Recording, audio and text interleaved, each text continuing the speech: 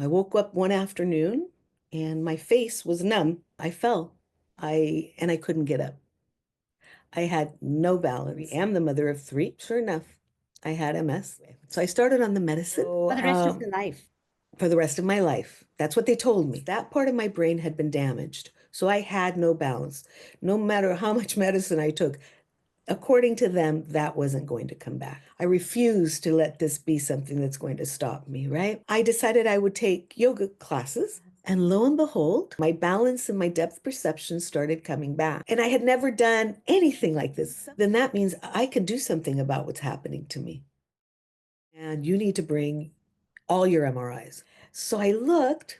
There was so much damage that had been done to my brain in the first one, and in the second one, and in the third one, a little more. But the last one, my brain was clean.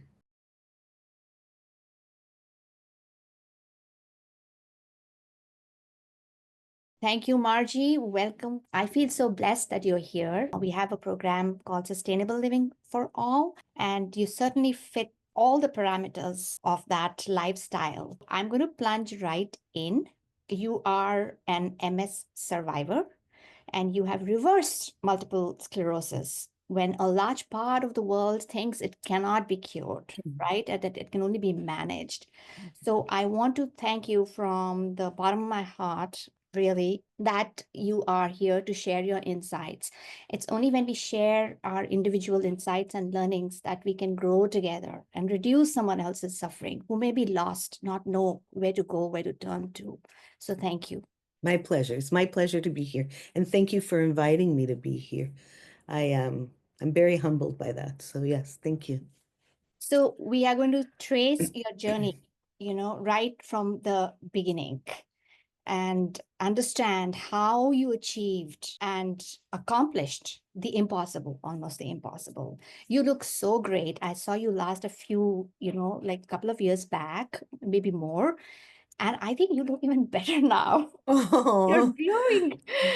So you're clearly thank you. walking the talk. So I'm Thank very, very you. curious now what you do. Thank you. I feel very good. So thank you. So tell us first, how did you develop this condition? What happened? It began in 1999, actually 1998. And I'll tell you briefly the story. I was the mother of three, am the mother of three. I had a 2-year-old, a 10-year-old, and an 11-year-old. I woke up one afternoon and my face was numb. The whole right side of my face and actually my entire head was numb. No other symptoms. I didn't feel bad. I just couldn't feel my face, couldn't feel anything on the right side of my head. I went to the doctor. He said, there's a cluster of nerves in this section and that you probably have a virus there. You don't have any other symptoms. You're going to be fine. Great. I walked away thinking it'll go away. It's a virus. And a few weeks later was Thanksgiving and we were going skiing, snow skiing. I was playing with my daughters in the snow, and as I was coming down, I fell. I couldn't get up. I had no balance. I had a little bit of vertigo, but I couldn't classify it at that point as vertigo. There was just no balance. So I scooted down the mountain. I spent the weekend indoors. I couldn't ski. We came home a few days later. It was Sunday. We left on Wednesday. We came home on Sunday. I went to bed. And the next morning, I woke up with horrible vertigo. I didn't know which way was up and which way was down, which is a typical symptom of MS. MS has a lot of different symptoms depending upon what part of the brain and the spine are affected. Of course, at that point, I hadn't even heard the word multiple sclerosis. I had no idea what that was. I woke up the next day with a horrible vertigo, like I said, and we went to the doctor, my personal doctor, and he ordered an MRI. Gave me some anti-vertigo medication and some other things to keep me calm. It wasn't that I was anxious, I was just disoriented, right? So I had the MRI and they sent me to a neurologist, a very renowned neurologist, and he did a spinal tap. I went back a couple weeks later, a week later, there's nothing wrong. All your tests came back well. I looked at the MRI, you're all good. It's probably that virus, you'll be fine. Well, at one point I lost my eyesight completely, and then I could see only through my peripheral vision. Well, throughout the whole process, I had no, once I got my eyesight back, I had no depth perception. I couldn't tell how close or how far things were. Pain, random pains throughout the body. I mean, I could go on and on and on, but those were the main symptoms. And of course, vertigo. My mother-in-law happened to work for a doctor, which at the time I didn't realize. I knew she gave infusions, but I didn't know what they were for. And he turned out to be an MS specialist, and he was the president of the MS Society. And that's all he did was help MS patients. So she saw the symptoms, right? And so she suggested that I get a second opinion. I didn't want to get a second opinion. I didn't want to hear that anything was wrong. But eventually I did go. Sure enough, I had MS. He said he looked at my MRI and there was no doubt that I had a lot of lesions in my brain. He said, but we have medicine. Now it was 1999. It began in November 1998. My diagnosis was in February of 1999. And there was medicine, and medicine that was pretty effective. He said, it's very aggressive, so we need to get you on the medicine right away. And it was diagnosed as relapsing remitting MS, which is you get an exacerbation, an episode, and then more than likely you'll go back to where you were, or maybe there'll be a little damage, Okay. but it'll be recurring throughout your life, basically, is what happens. Right. So I started on the medicine. Holy cow, it started working, right? But the symptoms from this medicine were like having the flu, the worst case of the flu for 24 hours. This was, and I had to take this inject it once a week For the rest of your life. for the rest of my life. That's what they told me. Yeah. And so it's interferon, which is kind of, they give it to cancer patients. It's very strong medicine. But sure enough, a lot of my symptoms went away, except for my balance. That part of my brain had been damaged. So I had no balance. No matter how much medicine I took, according to them, that wasn't going to come back. I see. Balance and depth perception. Like I would run into things because I couldn't figure out how far they were. Here I was, right? Yeah. 3 kids, a husband. And so young. Yes. Yes, I was 39.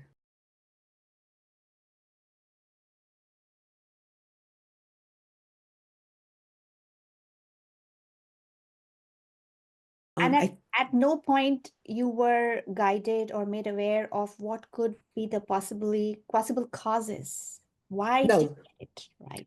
they have no idea. And still to this day, they have some suspicions, Yes. but I have beliefs on causes. But as far as the medical community is concerned, Yes. there's possibilities of why, but there's still the verdict's out. It seems like the entire medical community, the so-called established scientific medical community, shies away from addressing causes, right? Well, they're worried about symptoms. They're worried about eliminating symptoms. That's their focus. Yes, you're absolutely right.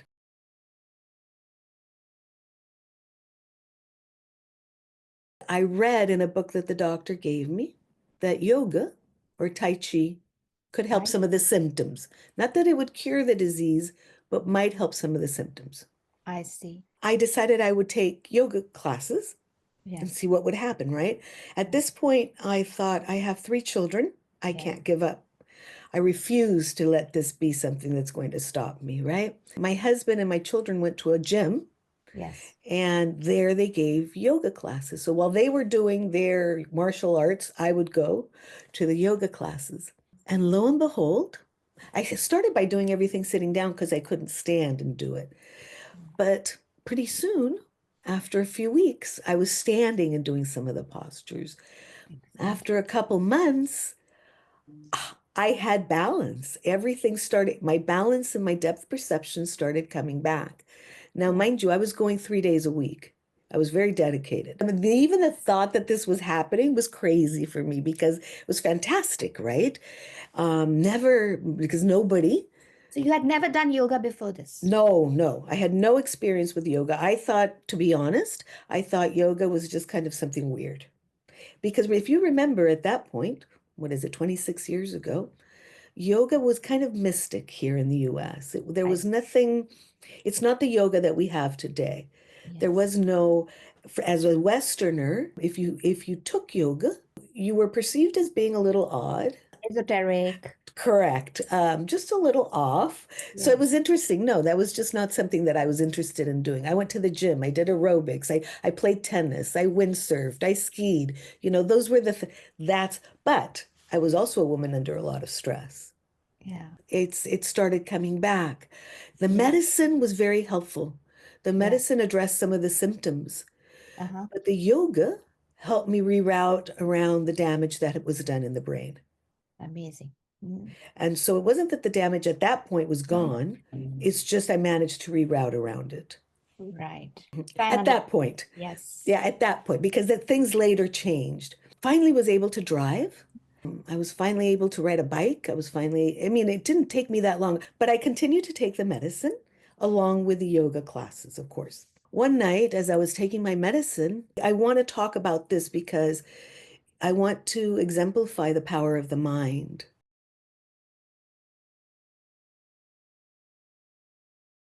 This medicine made me very sick.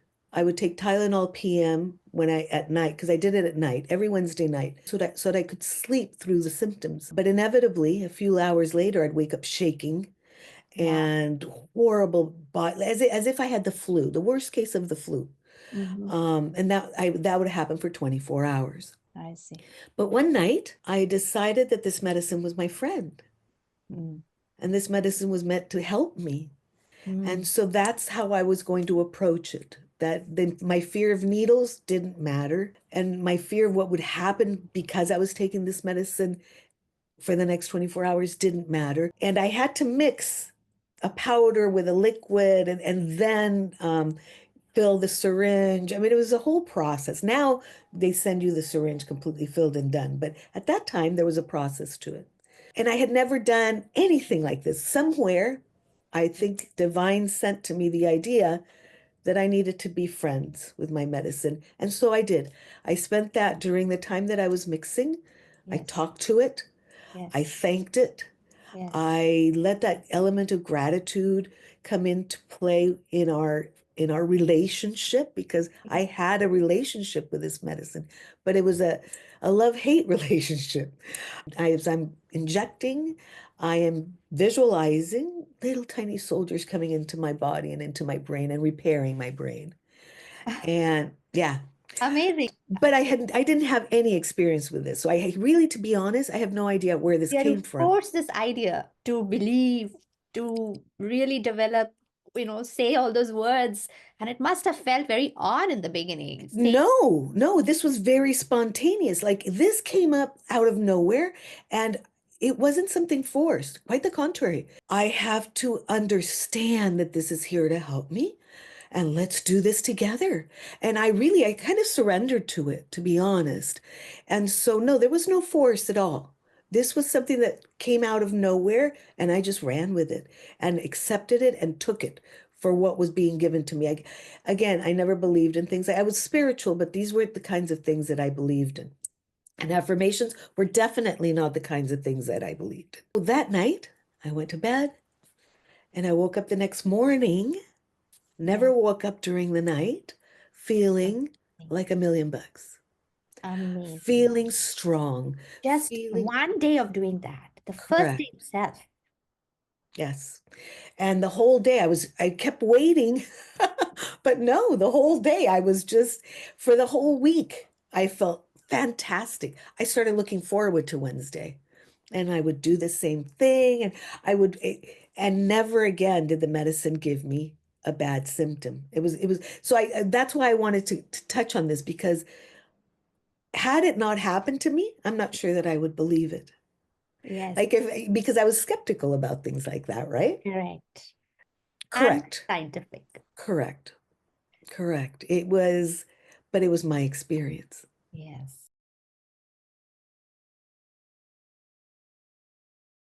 One day I'm driving, and my husband had left a CD in my car, Yes. and it was Deepak Chopra. I had heard of Deepak Chopra, but all I knew was he was kind of weird. This was my Mindset. Correct. This was my judgment. For some reason, I decided to listen to what he had to say. And I can't tell you why, but I Yeah. did. And one of the things he said was that this body changes.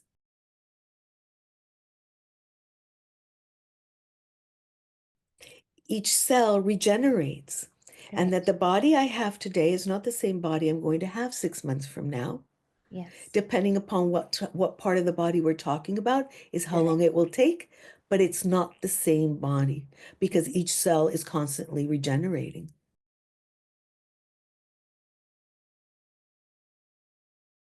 And I thought, okay, well, if this is true, Mhm. then that means I can do something about what's happening to me. What an amazing thing nature has. Another gift, right? So I set up an appointment and for the first time in a long time drove by myself that far. He wasn't there, but it turned out that his partner was a neurologist. All the ducks are forming in a row. The universe was just Universe starting to is just provide deciding. everything for me. Yes. And you are going And to heal Margie. exactly. It was conspiring to make me well. So Dr. Simon, I met with him, we talked. I spent the whole day there. And the first thing was, because it was an Ayurvedic clinic. So we went through my Ayurvedic chart and I did all, answered all the questions and then spent some time with him. My first doctor, all he said is, you're going to be fine. You may need a cane when you're very old. This was my first neurologist, the one that told me I had MS. Dr. Simon, I asked him point blank, am I going to be okay? And he said, yes. Just do what I'm telling you to do. You're going to be fine. So at no time did a doctor tell me that I wasn't going to be fine. And I think that makes a difference. Yeah. I think the seeds that were planted in my subconscious were positive, were uplifting, right? And I think that makes a huge difference. Spent the day there, Ayurvedic massage, meals, and then I had my first time meditation. I had never meditated. It What was kind of meditation was it?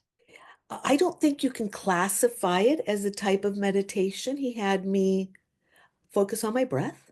After that, I don't know because I was gone. When I came back, and I know it sounds surreal because it was my first time trying that. Mm. But just that space that was created for me to just breathe was enough to let me go in deep and then deeper. You said you were gone. So can you describe that a little? Like, what is this going, gone, where? What was your emotional state, mental state?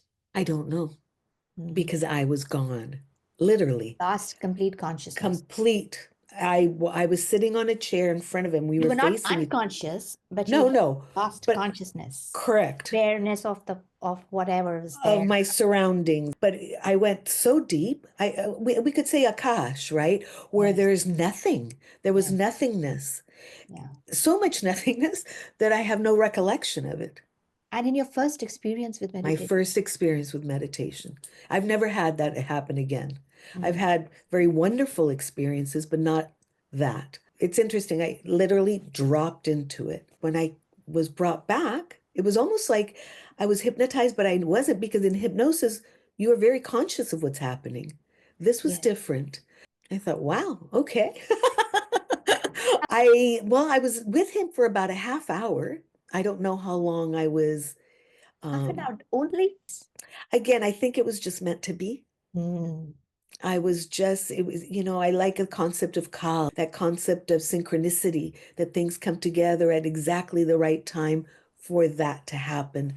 And mm, that's the way I see it. Because I had no experience. I didn't know what to expect. mm, mm, Not only that, I was very skeptical. mm, But this focusing on the breath was a new concept for me. mm.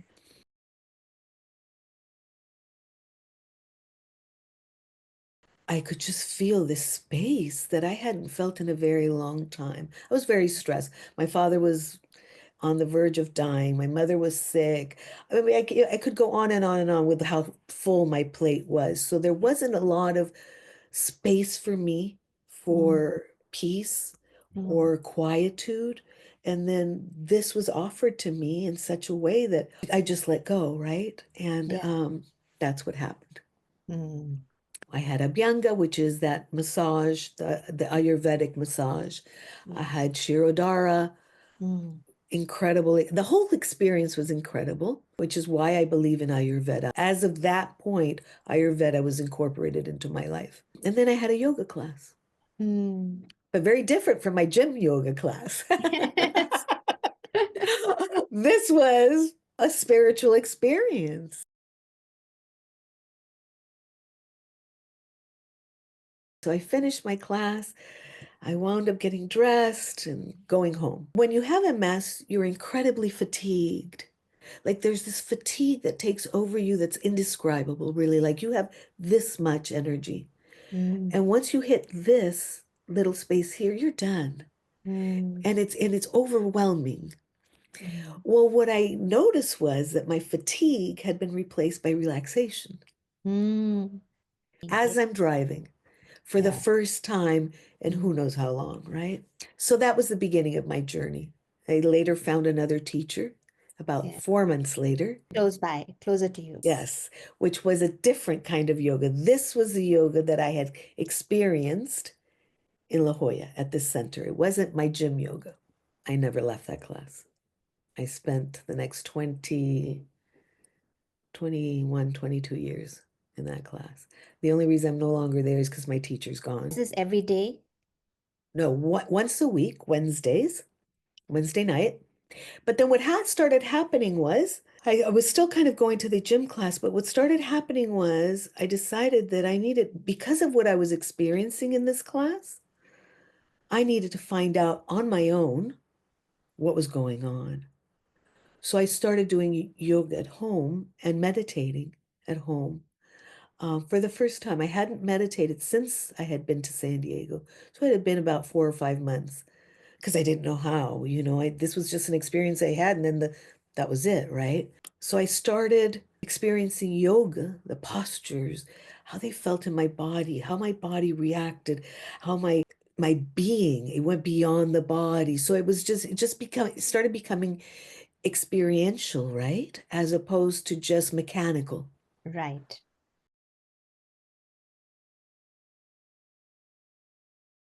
And so that was the beginning of an How incredible was experience. your emotional state changing all along this? Like you were feeling mentally and emotionally both. I want you to talk of actually physical aspect, all three aspects, Okay. as you were doing this. So before being sick, I was, like I said, I was a very stressed out woman. I was a mother. I had my own business. I was a Girl Scout leader. I was room mom for two of my children. I did philanthropic work on my own, and then I was part of a mother-daughter organization in which we did philanthropic work. Helped another friend with her philanthropic work for juvenile diabetes. I was the volunteer for everything. In my mind, nobody could do it better than I. I was a perfectionist. My plate was very full. My father was dying, and after he died 2 months after my diagnosis, my mother was sick. I spent a lot of time in the hospital with my dad every night because there was nobody else. It was just me. And so I was very stressed. I was in the prime of my life. I had achieved everything I wanted, but I was very stressed. So my body took over and said, no, you're not going any farther. You can't do this anymore. My nervous system just shut down, basically, went haywire. That was me prior to the disease or the diagnosis. As I'm going through the process, I have no eyesight, I have pain, what's going to happen to me, what's going to happen to my children. The stress continued, but in a different way. I was bedridden for a few weeks. And then one day I hit my knees and surrendered and just said, there's nothing I can do. I don't know what to do, and I need help. And so it was interesting. That's when windows started opening, doors started opening. I started paying attention. Things started coming. As I look back, I think it was always like that. I just wasn't paying attention.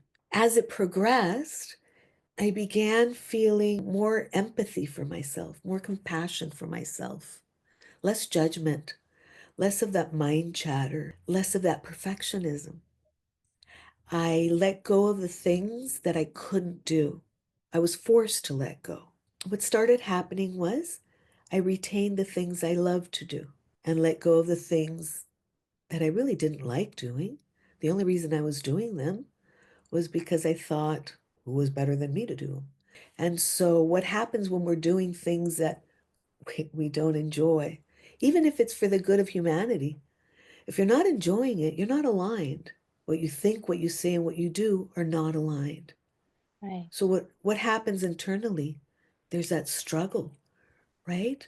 I should like this. I should be doing this. Why? Because the Mm, expectations coming from the outside mm, and not motivated internally. So that shifted.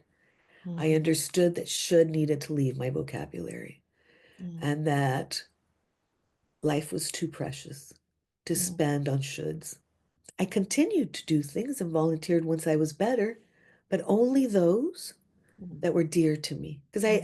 I mean, I'm all about service, but you have to believe in the service you're doing. I was able to just let go and let go and let go. And I was sitting in Sonaji's, that was my teacher's name, Sonaji's class one day, a few months into the class. I was the only American in the class at the time. Mm. And I was sitting in class thinking, gosh, I'm all alone on this journey. But it felt so good. For the first time, it wasn't lonely. Yeah. It was beautiful. I was alone and there taking care of myself. I was discovering so many things about me and about the universe and about all of it, right? Completely new universe opening about health now, about me, about my connection with the universe, which is all the bundle in the bundle that is health, right? So Correct. that was a Yes. major shift that had happened.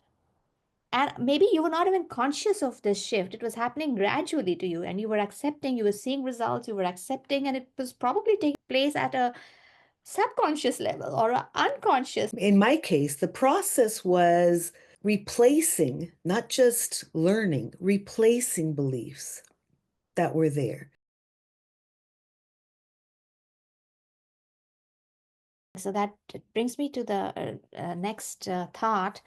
So this whole idea about health, well, it seems to me that a lot of your problem was centered on emotional and mental state, right? The origin Sure. is completely rooted in the mind and your emotion. The health that we are taught, it is completely missing. This mental aspect, emotional aspect, more than mental. The absolutely undeniable fact that we are spiritual beings first, then the body, right? Because Mhm. without that spirit in us, this body is nothing. For a long time, and I think things are changing, but for a long time, for example, food had nothing to do with how healthy you were, right? That's exactly what I was going to ask you next too, because food is such a big Correct. input, right? I was very much a health fanatic, but at that point they said fat was bad for you. Well, Yeah, fat is very important for your brain. correct. So it's the trends, right? It's those So scientific, that did have an input into your state too, I think right? so. Because what you Absolutely. were eating I did t yes, I took make a difference. pride in Mm, not having any fat all week. I mean, I mm, took pride in that, right? That I yes, mean, that was because that's what we were told. That was so I think that correct. may have had something to do with it as well. But I think the bottom line was stress.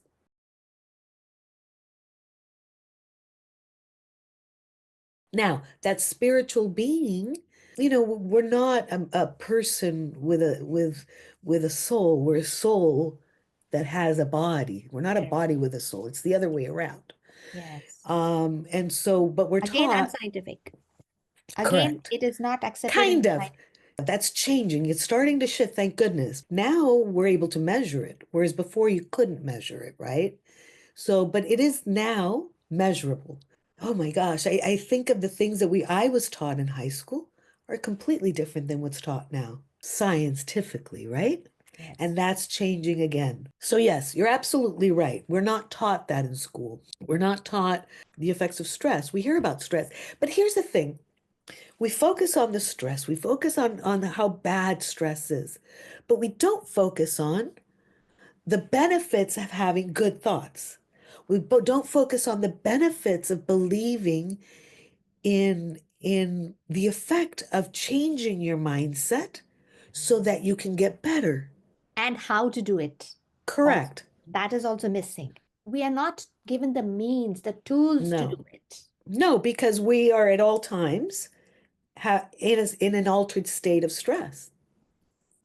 Our breath is shallow. Most people have their breath at their chest rather than their belly.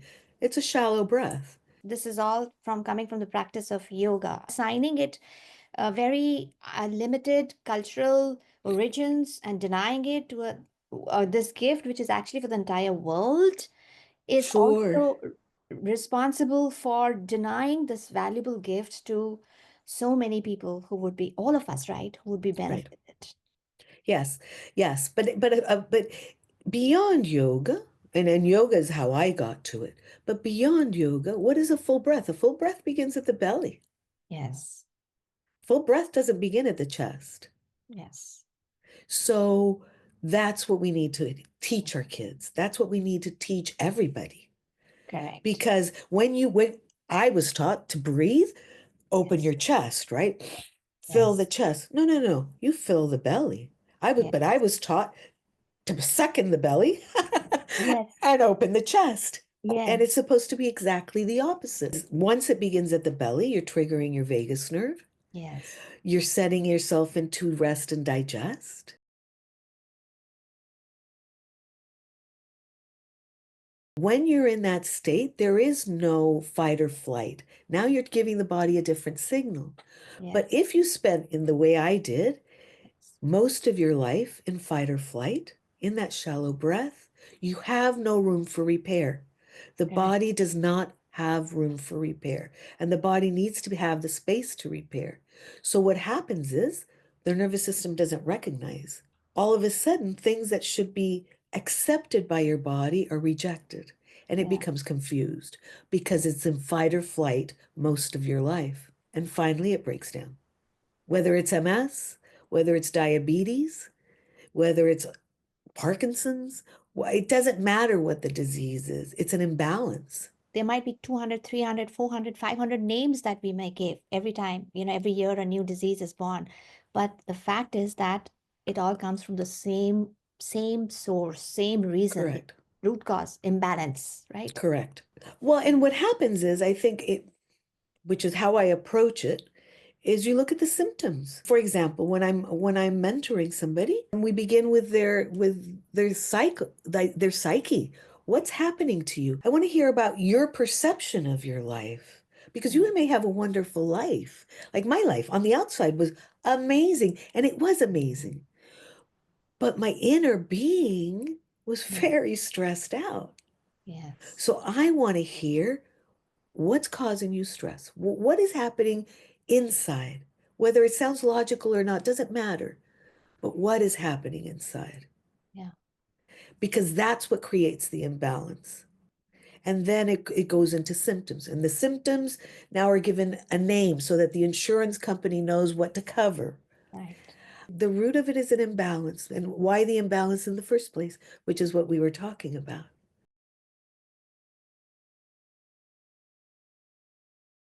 So how much time did it take for your condition to reverse? And when did this reversal start happening? At what point did you feel that I don't need medicines now? Okay, so I start feeling better, right? I never tell people to go off medicine ever because I think Western medicine has its place. That medicine brought me to a place where I could even think of leaving my house, right? So, but what happened eventually was I continued with my yoga and then I started doing acupuncture. This was concurrently. So I found a very good acupuncturist who I would go every Sunday from 9 a.m. to 1 p.m. He would make me lie on the table. We would check my tongue, check my eyes, take my pulses. And then he would make me lie on the table for half an hour. Then he would come in and do the needles and lie with the needles for a half hour.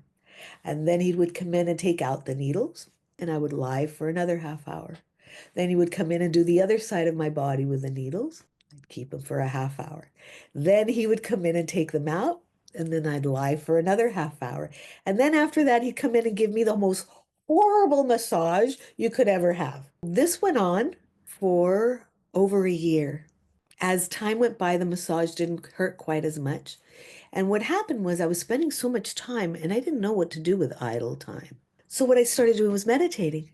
And I would spend the entire time when I was alone in that room meditating, visualizing these needles helping my body, meditating on health, meditating on gratitude, meditating on how lucky I was. Some days I would stay in the room in that meditation. Other days I would just lose myself in the meditation. No expectation, just whatever was going to happen, happened. After a year and a little, he said, it's time for you to go get an MRI. Now, let me preface this. I had had 3 MRIs by this time, and I was like about 5 years into the disease, but I had never looked at them. Still taking your medicine? Yes, That every weekly? week. Oh, no, no.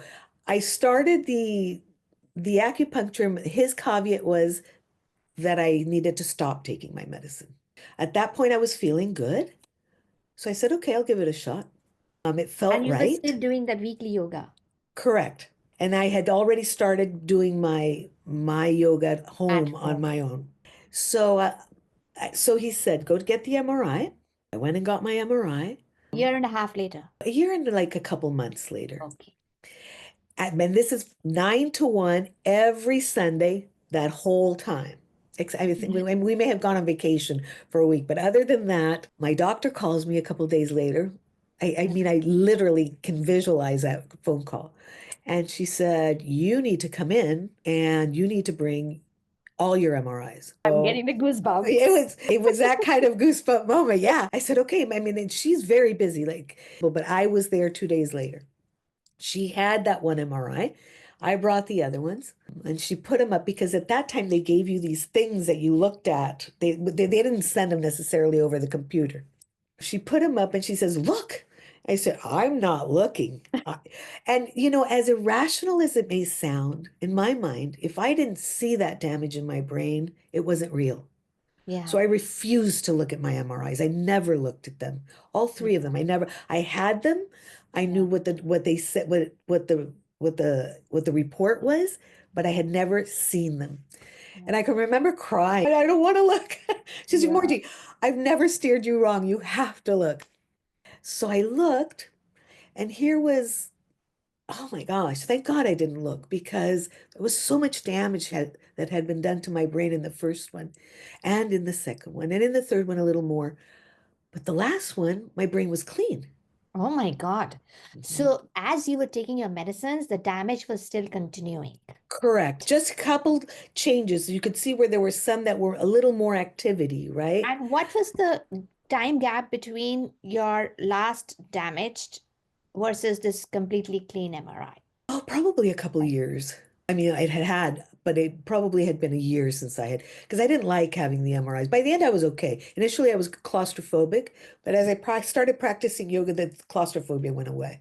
So I didn't have a problem, but I didn't like taking the MRIs, right? Doing them. Yes. And so by then, of course, I never took my medicine again. That was the end of So the medicine. it is unbelievable and unacceptable by the scientific community, right? Kind of, my original doctor passed and his sidekick, so to speak, she was like his disciple. And so she was my doctor before he even passed, because since I was doing fine, he needed to spend time with the people that weren't. But gosh, she never told me I couldn't do anything. Yeah. She was my partner in crime in this. And I say partner in crime because she knew I had dropped the medicine. She didn't say, don't do that. She would just say, you do what that you feel is right because you're doing so well. Yeah. She now knows, I don't take medicine. She has other doctors come in because I still see her once a year and they want to talk to me. Yeah. They want to know my protocol. They want to know, and then one will say, well, let's do an MRI. And I'll say, nope, not doing an MRI. Yeah. Yeah. My last one was good. I feel good. I don't do MRIs anymore. Excellent. Mhm. Yeah, but it's interesting because I had a pediatric doctor who specializes in MS in children. I see. And we went through the whole protocol. We talked about it. I mean, they're very Yeah. becoming very open Mhm. to this alternative aspect of medicine, right? We Mm. call alternative.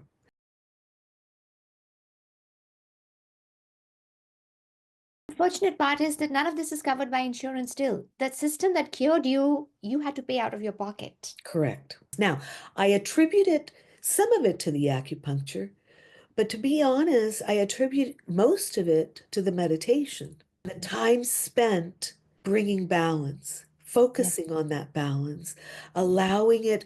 I didn't have an agenda, and I think this is important for people, in my opinion, for people to know. When you meditate, you don't meditate with an agenda. Yeah. You meditate to allow things to happen for you because it's in that the higher good comes for you, because otherwise we're holding on, right, to what our expectation or what we think should happen when we really don't know what it is that we need. Amazing. I love your story. Sorry Yeah, it's to it's a story of hope, I hope. That's my story of hope, of promise, of belief, of faith, of shifting our entire, as you said, belief systems. There is correct. a massive need for that. When I got sick, they didn't believe the brain could change. The MRI that showed the damaged areas, it disappeared. What happens is you have myelin sheath that covers your nerves, right? Correct. In MS and other diseases, a couple others, but specifically in MS, that myelin sheath, it Yes. gets eaten away, if you want to call it Correct. that. I That's why it's saw that called, there. Yeah. that's why they call it an autoimmune disease, because it that's the point of attack, basically. Yeah. So you get a short circuit. So Yeah. depending upon where in the brain that happens is the Yeah. symptoms, and it could be on the spine as well. For everybody, it's different, I guess. Some For spine. everybody is different, yes. That's why it was so difficult to diagnose, because the symptoms were not the same for Same. everybody. Yeah. Now, what happens is they didn't believe that it could remyelinate, if that's even a Yeah. word, right? But now Yeah. they're finding that it can. They Yes. didn't believe that the brain could heal or become whole again. Right. It does. It does. Same There's thing with now, the heart. When you have a heart blockages, new arteries and routes and channels are actually can be made I by, don't know. I don't know by the much body. about that, to be honest. I just know about mostly about the brain and the nervous system because I've studied it so much, right? But now they have this science, neurogenesis. Yeah. What is neurogenesis? The birth of neurons, Yes. birth of new brain cells. Yes. That's actually a science now. Yes. Neuroplasticity, the Mm. change in the brain, the physical change in the brain. How does this occur? It occurs through our thoughts. The neuroplasticity occurs through thoughts, which is what Deepak Chopra was saying on that CD. Why do some cells regenerate healthy and Mm. some not? Yeah. He said it depends on the thoughts. It's your If you're mind which is driving everything. Correct. If your focus is negative, if you're thinking things that are causing you distress internally, then that's how the cells are going to generate Right. in a fractured manner. As opposed to if you can bring in that gratitude, that compassion, that empathy, that love, your brain will change. Your Right. body changes, the chemistry changes. And so that's where that neuroplasticity, that reformation occurs, right? And then the neurogenesis through the exercise, through chanting, through humming. I get very excited talking about it because, oh my gosh, yes, the possibilities are there. It's not even possibilities, the probability for you. If you take the time, if you take that determination, if you commit to a change.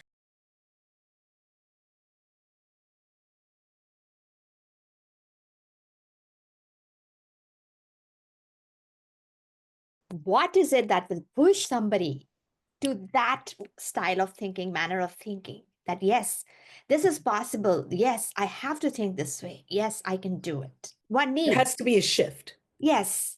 And what Yes. causes that shift? It's all then dependent on that. Well, in my case, I think it was my kids. My kids needed a mom.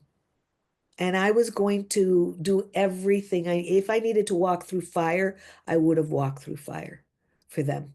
And of course, I wanted to feel better. We have to want to get better. We have to let go of ownership of that disease. I am diabetic. I am, or I have MS, my MS. I caught myself calling it my MS. Well, is it going to leave me? No, I'm owning it. I'm identifying with it. If I can see it as something external that doesn't belong to me, that just happened to me, that I can choose to let go of and shift in a different direction, then we can change.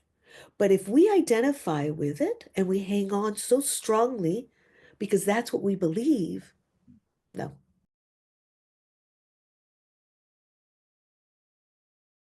Now you were healed. Now you reversed everything. So, what point did you start thinking of writing about it in your wonderful book? It came out in 2016. I started thinking about it around 2010. I don't know what triggered it, except that I couldn't get to enough people. I was mentoring people, I was talking to people, I was helping, I could see shifts, I could see people changing. And I thought, gosh, it helped me, it's helping them. I need to let more people know about it. And initially it was a how-to manual, right? And then I gave it to my daughter to read. She said, people need to know Yeah. how severe it was for you in order for them to realize the difference it can make. And I don't think it will really catch people where it needs to catch, meaning here's this woman that was really sick. Here's her story. And this is what she did to shift, right? To change, to get better. And I went back to the drawing board. I was very fearful that it might not work, that it worked for me, but maybe it won't work for others. Now that fear is dissipated, it's now been translated into Spanish, and that's being launched this month, at the end of this month.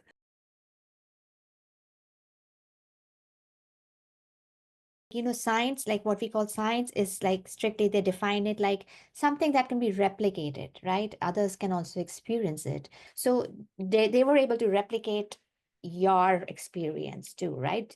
Well, in their own way, Mhm. because we're all coming from different backgrounds and different experiences. So the main thing that has to happen there is faith. In the back of your mind, if you're not really believing it, it's Yeah. not going to happen. Those that have taken it and run with it, meaning, yes, if she can do it, by all means, I can do it, right? Because I say it in the book, there's nothing special to me. Quite the contrary. I am the least likely person to have been able to do that because I didn't believe in all of this. But I had such a desire to get better that I told you I would have done everything and anything for that. Even doing things that went against my grain, fundamentally in my judgment and in my upbringing. There has to be a shift. There has to be a faith that you're going to give it 110%. It doesn't matter what everybody else is saying. For your benefit, for you to get better, there is no not possibility. But it's really important to apply it. Doesn't matter what your background is. Yeah. It's really important to give yourself grace, to understand that whatever happened along the way that triggered whatever's happening to you had to happen. That this, whatever it is that's happening to you, is happening so that you can learn, so that you can evolve, so that you can become a different being. It's a gift. And so if we can shift ourselves and look at it that way, it will happen for you. Two other qualities that you've mentioned somewhere else is that faith is one. The other two you said are patience and resilience. Elaborate a little bit, like how much patience, how do you stick through this resolution and resilience? We are a society that takes a pill for a Pill. headache, right? Instant. We want everything to Instant. We happen want like everything instant. right now.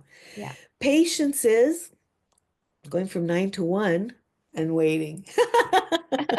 Right? Patience is knowing that it took, how many years did it take for this disease to develop? It's going to take a little while to reverse it.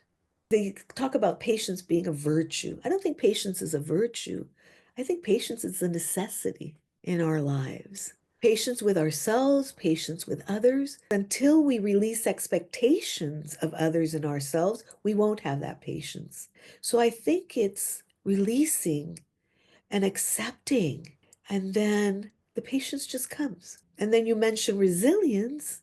The resilience is just keep going, breathing. Resilience is about being able to sustain. And how do you sustain? Do you sustain by doing? No. You sustain by being. And it's in that being that things happen, miracles happen, shifts happen. In the doing, we are too busy doing, going to allow things to really happen. It's in that faith. And I'm not talking about religious faith. I'm talking about that knowing without a shadow of a doubt that this is going to happen. How? I don't know. Does it matter? No. But it is going to happen. How much? To what degree? I don't know. But we release that expectation of perfection. Because even if the symptoms are cut in half, holy cow, even if it just means stopping the progression. And where does disease start?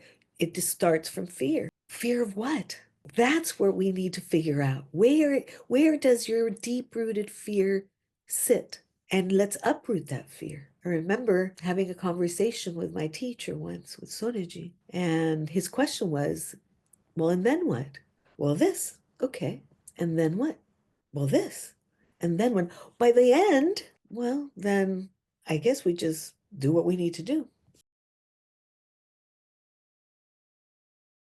MS, like from some of the data that I was looking at, it strikes women more than men. Why are men so reluctant? What is your observation of how men accept this and into their lives as a way of, curing or healing or balancing their lives? In men, I think it goes more toward the heart, right? Where the imbalance occurs. Now, in the men that where it's MS, it's very hard for them. They're not used to being weak. They're not used to having to be helped, which was one of the things I struggled with, was I didn't want people to pity me. So I never told people that I had MS.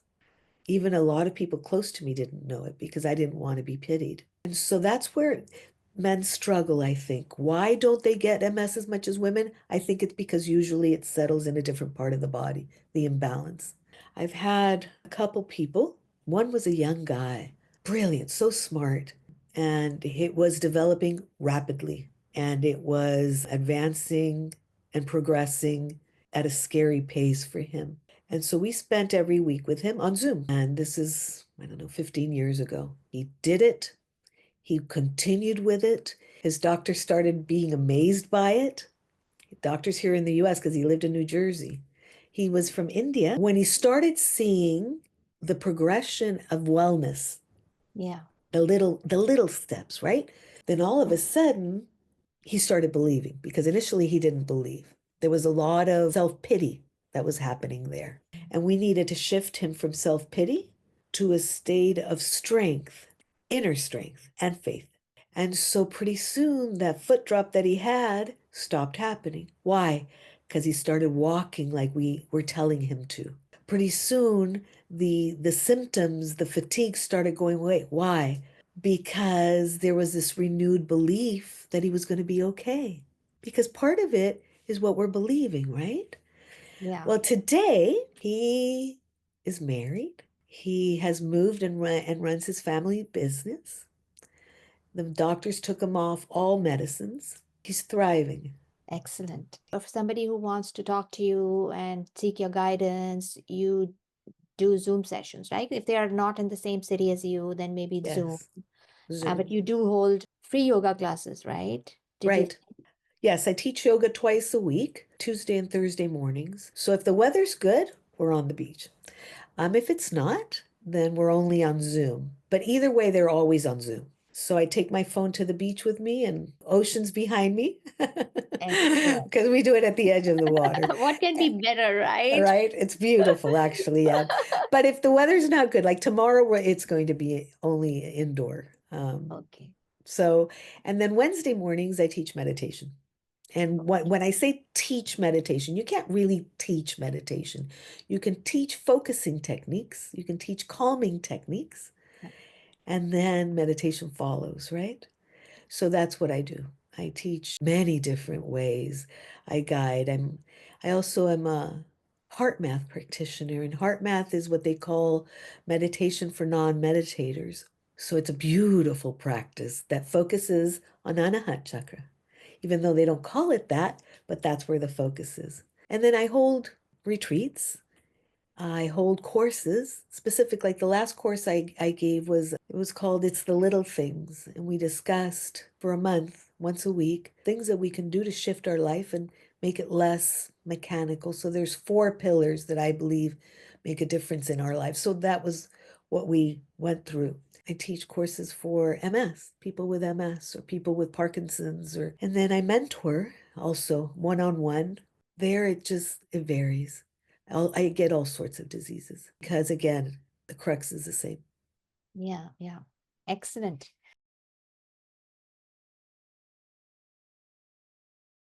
I want to ask you, so did you change your diet? Have you changed your diet since? Inquired about the dietary practices of people too. Yes. Okay. So when I went to Dr. Simon at the Yeah. Chopra Center, um, he said, eat all things of the rainbow, all the vegetables, all colors. He also said, make sure you don't eat processed foods. There were many things. Personally, I try to eat cooked foods mostly because I am kapha pitta, and so in Ayurveda. So for me, it's very important for the food to be cooked. It doesn't have to be overcooked, just not raw. Now, that's not to say that I won't have an occasional salad but that's just what benefits me. I don't drink iced drinks anymore. I either drink room temperature or warm. Once in a while, I'll have something with ice, but that's okay because if it's a hot day, I'm not fanatical about what I eat. Like I'll go to a restaurant, I'll eat whatever is available that I like and I enjoy it and go on. Whatever I can control at home is what I control. I do eat meat. I'm not just vegetarian. I eat meat. That's what I grew up with. And so one of my Ayurvedic doctors has said it's best to eat what you grew up with because that's what your body's used to. These drastic changes aren't good for the body. Your composition will change in such a way that isn't true to that being that was raised in such a way, right? Now, if it's something that's really bad, for example, if you're raised on Mountain Dew and Twinkies, of course you want to change that, right? But I was raised on very healthy food, but meat was part of it. There, I don't eat a lot, but I do eat it. But all fruits and vegetables. I don't eat wheat as much as possible. Everything's organic. I stay away from pesticides. So Milk, when you're not eating wheat, what are you eating? Grain. I can eat lentils. Mm. I eat quinoa. Like if I eat pasta, I don't eat wheat pasta, I eat lentil pasta, for example. Or I eat farro, which is a type of wheat, but it's an older type of wheat. It's like what wheat used to be. That I seem to be able to tolerate much better. Rice? I eat rice, but not a lot. Basmati rice, the glycemic level's lower. I don't eat brown rice. Brown rice is hard on the digestion. I drink milk, but I drink whole milk. I don't drink skim or low-fat milk. And what oils and fats do you use? I use olive oil, I use ghee, and avocado oil. I'll use butter, but mostly ghee. I recommend that people take an allergy test so that they can find out what they're sensitive to, so that they don't trigger their immune system. In my case, I love bread. Like I'm addicted to bread. And I don't tolerate wheat very well. It's not gluten, it's wheat. Most of my diet was wheat based.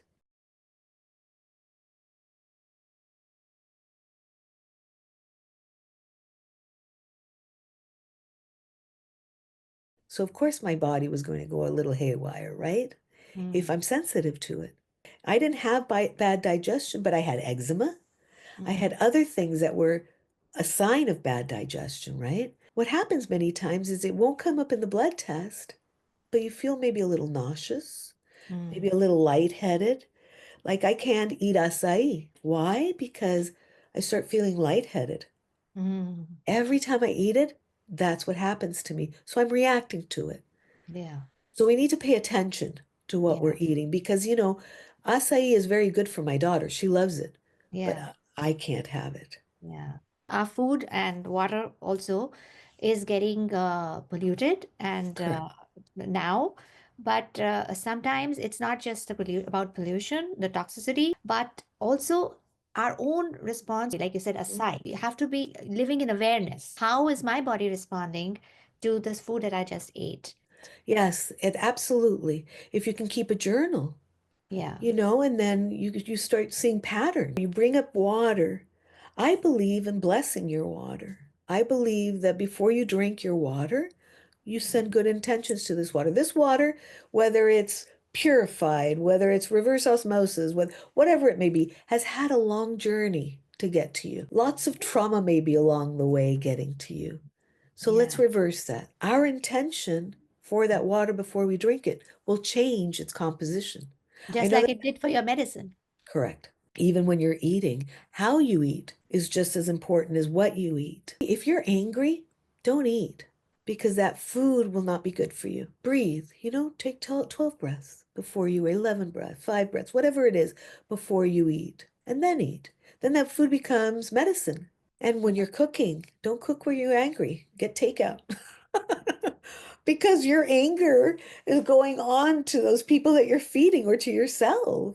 To be honest, I think all of it makes a difference. Thank you so much. All we need to do is basically believe that our body has the ability to heal itself, right? Correct. All we need to have is a shift in our thoughts, in our thinking, Yes. and things begin to roll themselves.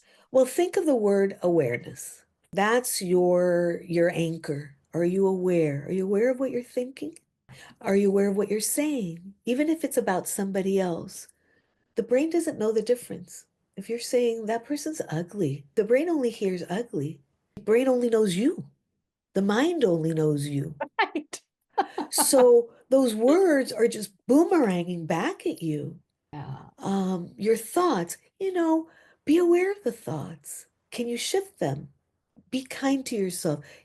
We all are judgmental because that's how we grew up. We've grown up with all the things we're not supposed to like, or we're not supposed to tolerate, or whatever it may be, right? But be aware of it. Don't go through life unaware because that's what causes disease. You out. Angry, we just spurt out without thinking. We're not even thinking, actually, right? We just Mhm. have this trigger, something triggers us, and we just blurt. You're reacting. Yes, we react with no Yes, thought, with no awareness, as you said, no supervision of our own thoughts. right. Yeah. And again, if we can become aware of why am I reacting? What Mhm. triggered in me, right? That's not to say that people don't have bad behavior, but I think we'll find our interpretation may have been a little more magnified than it should have at some point in time, right? If we can become coherent within ourselves, right? Create that coherence between our heart and our mind. The more coherent we are, the less reactive we are. The less those outside influences can take their toll on us, and the less we take a toll on everybody else. Absolutely, because it passes on, especially in the family, right? Nothing that that person may be at fault for. Correct. We take it out. And it, Yes. yeah, Yeah. And energy's real. We are an energy being. That's not to say we don't have our faults, okay? No, we all do. And we call them faults. They're not necessarily faults. It's not to say we won't have a judgmental thought, but be aware of it. And then think, oh, here I go again, please, and move on. No need to berate ourselves. No need to judge ourselves. We need to be aware of ourselves. yeah, that's an important difference. It makes the difference in our own lives, in our own state of being, right? And our state Correct. of our health. Correct. Yes. Thank you so much for your time, Margie. Thank you, Yeah. Chavi. I pray and I hope this reaches many people and we are able to make a shift, even if it is in one person's life, that is Absolutely. also meaningful, you know. Yes, and I'm very available, so they can call me, they can email me, whatever it is, they can go to my website and Yes. yeah, yes, I'm very open to helping. So yes. Thank you. Anyhow, thank Adios. you.